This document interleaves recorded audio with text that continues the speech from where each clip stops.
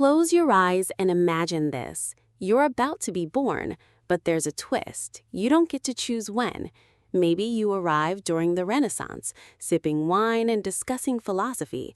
Or maybe, just maybe, you spawn into existence at literally the worst possible moment in human history, where your life expectancy is measured in, hopefully, more than a week. Hi, I'm Marina, and today we're doing something a little different.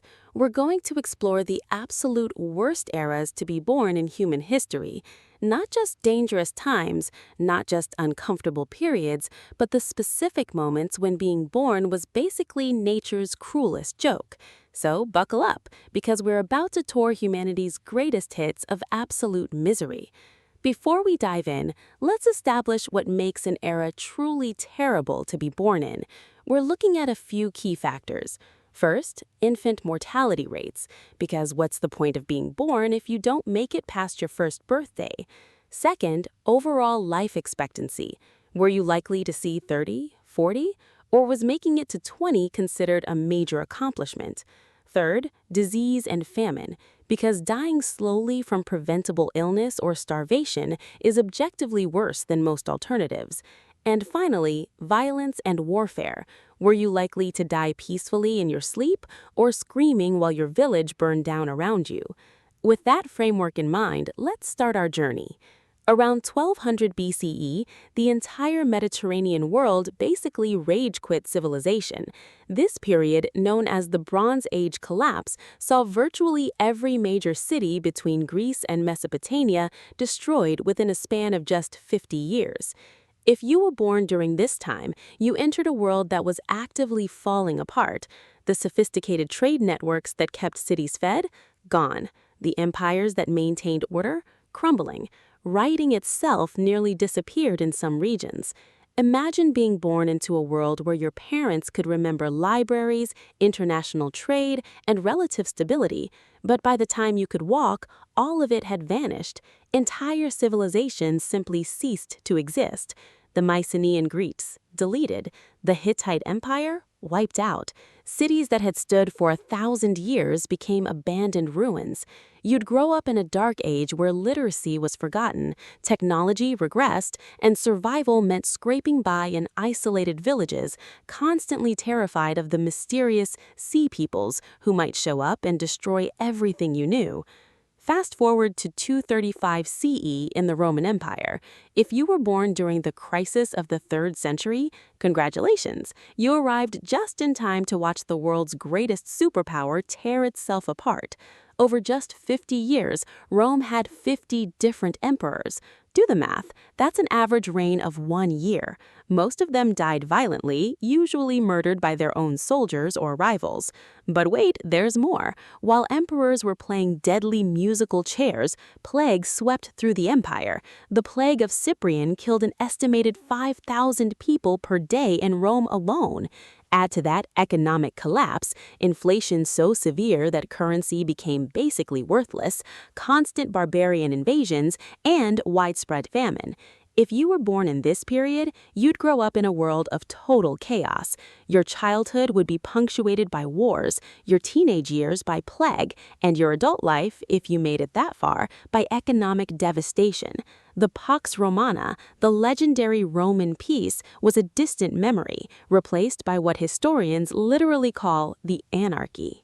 Now we arrive at perhaps the most infamous entry on our list, being born in Europe in the late 1340s, right as the Black Death arrived. Here's the nightmare scenario. You're born in 1347. Your mother has a roughly 30% chance of dying in childbirth. That's normal for medieval times.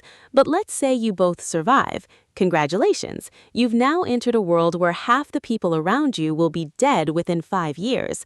The Black Death didn't just kill, it killed indiscriminately and horrifically. Those giant pus-filled buboes? That could be you before your 5th birthday. The mortality rate for children was even higher than for adults. But here's what makes this era especially terrible: the complete psychological horror of it all. Medieval people had no concept of germ theory. They thought the plague was divine punishment, bad air, or unfavorable planetary alignments. Imagine growing up in a world where death is everywhere, strikes randomly, and nobody, not doctors, not priests, not kings, had any idea how to stop it. Half your friends from childhood would be gone by the time you hit puberty. Your parents might abandon you if you showed symptoms, terrified of infection. Mass graves were everywhere. The economy collapsed. Social order broke down.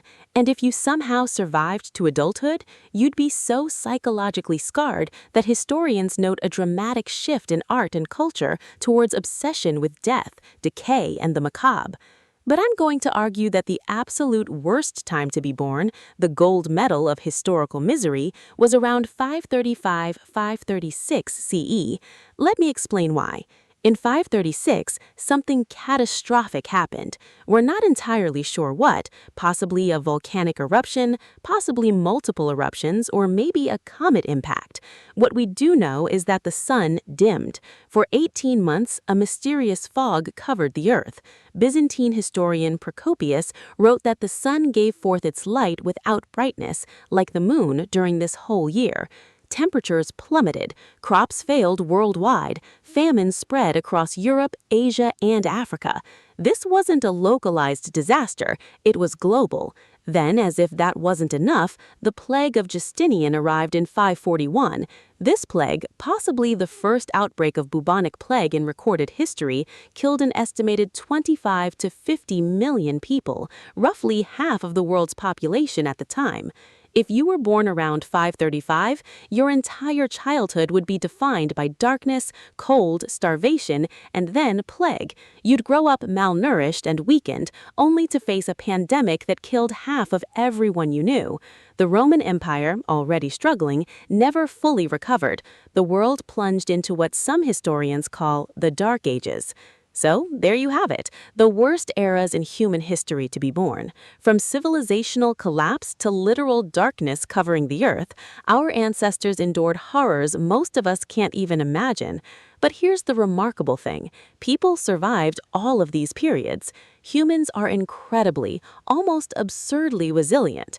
Those who lived through these nightmares didn't give up. They adapted, persevered, and eventually rebuilt. You exist because your ancestors survived the absolute worst moments in human history.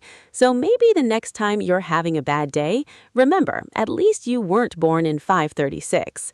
Thanks for watching Marina Explains. If you enjoyed this journey through historical horror, subscribe for more fascinating deep dives into history.